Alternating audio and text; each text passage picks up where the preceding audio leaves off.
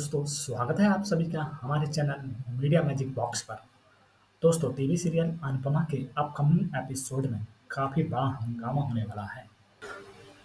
अनुपमा बनराज के उन शब्दों के बारे में सोचती है जो उसने टीटू और डिम्पी की शादी में ना आने को कहा था। वह उलझन में है कि क्या करे क्योंकि मंजिल उसे दिखाई नहीं दे रही है। पाखी ईशानी से पूछती है कि उसने पापा कहने की हिम्मत कैसे की। ईशानी बताते कि उसे अपने पापा को की याद आ रही थी। पाखी कहते कि वह उसका ख्याल रखती है और ईशानी उसके साथ मिस यू खेलना चाहती है। ईशानी कहती कि पाखी उससे प्यार नहीं करती और सिर्फ फोन पर बात करती है। पाखी उसे डांटती है। तभी डिम्पी आती है और पाखी से कहती है कि ईशानी को ना डांटें। काव्या और वह उसका ख्याल रखेंगी।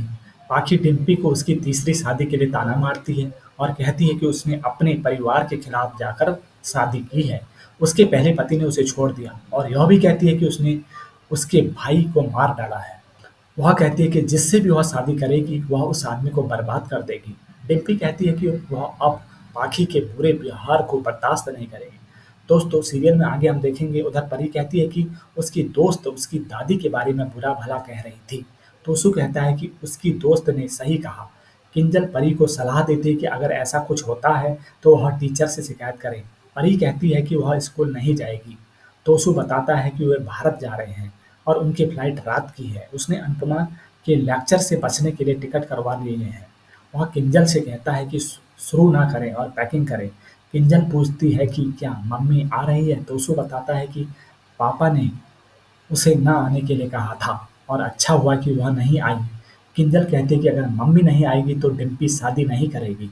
तोसू कहता है कि डिम्पी टीटू से शादी करने के लिए बहुत उत्साहित है और किसी भी तरह उससे शादी करेगी। अनुज अनुपमा के पास आता है और पूछता है कि क्या वह जाना चाहती है।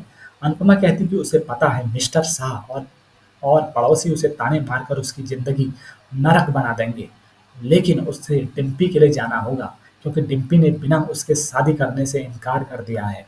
अनुज कहता है कि डिम्पी ने उसे और आध्या को आने के लिए कहा था, लेकिन उसे लगा कि अनुपमा नहीं जा रही है। अनुपमा कहती है कि वह ताने सुनेगी लेकिन डिम्पी और बच्चों आदि के लिए जाएगी। दोस्तों आगे हम देखेंगे बच्चे खुश हो जाएंगे कि किंजल परी और तोसू आ रहे हैं। माँ बताती है कि अब सारा काम हो जाएगा। बाबूजी कहते हैं कि कल उनकी तबीयत ठीक नहीं थी। माँ कहती है कि वह नाचेंगी क्योंकि उनके पोते पोतियाँ आ रहे हैं। डिम्पी माँ से पूछती है कि वो क्या मम्मी आ रही है। बाबूजी बताते हैं कि उन्होंने उनसे बात नहीं की। डिम्पी कहती है कि अगर मम्मी नहीं आएगी तो वह शादी नहीं करेगी। बनराज उसे अनुपमा के लिए शादी ना तोड़ने के लिए कहता है और अगर वजह कुछ और है तो उसे तोड़ने के लिए कहता है। वह डिम्पी से कहता है कि अगर वह चाहेगी तो वह अनुपमा को उसकी खुशी के लिए आमंत्रित करेगा। उसे लगता है कि वह चाहती है कि अनुपमा आए और पटाखे फूटते हुए देखे।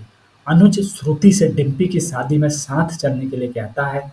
श्रुति पूछती है कि वह वहाँ क्या करेंगे और अनुज को शादी का आनंद लेने के लिए कहती है। वह कहती है कि फिर उनकी शादी हो जाएगी और वह अपनी आज़ादी खो देंगे। अनुज आराध्या से शॉपिंग करने के लिए कहता है। आराध्या को श्रुति की बातें याद आती है और वह कहती है कि वह अनुज को नहीं छोड़ेगी। अनुपमा यशदीप के घर आती है और बताती है वह डिम्पी की शादी के लिए भारत जा रही है। यशदीप उसे ताना मारता है। वह शादी में शामिल हो रही है जब वे बर्बाद हो चुके होते हैं। अनुपमा कहती है कि वह डिम्पी के लिए जा रही है। वह बीजी से मिलने की जिद करती है। यशदीप उसे जाने के लिए कहता है और दरवाज़ा बंद करने ही वाला होता है कि बीजी वहाँ आती है और अनुपमा को गले लगाती है। वह कहती है कि अब कुछ नहीं बदल सकता। अनुपमा कहती है कि एक बार सच्चाई सामने आ जाए तो मसाला और चटनी खुल जाएगी। यशदीप कहता है कि अगर तुम मच्छर मार दोगे तो ग्राहक नहीं आएंगे। अनुपमा कहती है कि ग्राहक आएंगे। वह यशदीप से कहती है कि वह उससे नफरत ना करे बल्कि उस पर गुस्सा करे। अम्बा बनराज से फूलों की माला रखने को कहती है। टीटू आता है और ट्रे ले जाता है। वह कहता है कि वह काम कर देगा। बनराज उसे ताना मारता है। टीटू पूछता है कि इसे कहाँ रखना है। बनराज उसे सावधान रहने के लिए कहता है क्योंकि शादी टूट सकती है। माँ कहती है कि बनराज तब तक शरारती था जब तक उसका जनेऊ नहीं हुआ था। वह टीटू से पूछते कि क्या उसका जनेऊ हो गया है। टीटू कहता है नहीं। वह उन्हें अंश का जनेऊ भी करने को कहता है। माँ कहती है कि ठीक है। बनराज कहता है कि वह तय करेगा कि अंश के लिए यह कब और कहाँ होगा। बाबूजी कहते हैं कि यह एक साथ होगा। अनुपमा श्रुति के पास आती है और कहती है कि वह जा रही है और उसे अपना ख्याल रखने के लिए कहती है। श्रुति ने उनके लिए जो कुछ भी किया उसके लिए उसे धन्यवाद देती है। अनुपमा उसे और आध्या को परेशान करने के लिए सॉरी कहती है। श्रुति कहती है कि उसे बुरा लगता है कि मसाला और चटनी बंद हो गई है।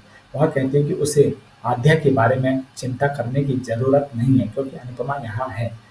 वह उसे कान्हा जी की मूर्ति देती है। आध्या वहाँ आती है, अनुपमा उसे गले लगाती है और उसकी लंबी उम्र और खुशी के लिए प्रार्थना करती है। फिर वह आध्या से सॉरी कहती है और जाने के लिए मुड़ जाती है। दोस्तों, यह थी टीवी सीरियल अनुपमा की अपकमिंग स्टोरी। तो दोस्तों, आपको यह कहानी कैसी लगी हमें लाइक और कमेंट कीजिए और हमारे चैनल को लाइक और सब्सक्राइब कीजिए। मिलते हैं एक नई वीडियो के साथ, तब तक के लिए नमस्कार, धन्यवाद।